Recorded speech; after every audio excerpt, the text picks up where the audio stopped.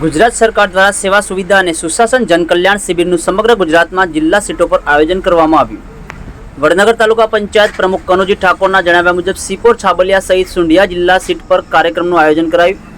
વડનગર તાલુકાના સુંઢિયા ખાતે આયોજિત જનકલ્યાણ શિબિરમાં ઉપસ્થિત રહીને પ્રજાજનોની સાથે સંવાદ કરવાનો અને સરકારની વિવિધ કલ્યાણકારી યોજનાઓનો લાભ તેમના સુધી પહોંચાડવાનો લાવો મેળવ્યો હતો।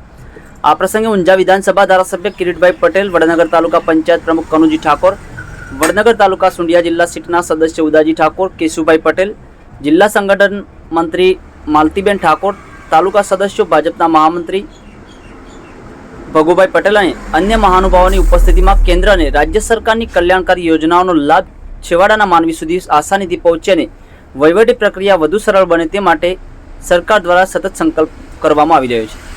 વડનગર મામલતદાર પુરોહિત અને તાલુકા પંચાયત ટીડીઓ કેતનભાઈ પ્રજાપતિ સહિત વહીવટી તંત્ર ખડેપગે રહી વ્યવસ્થા કરી હતી।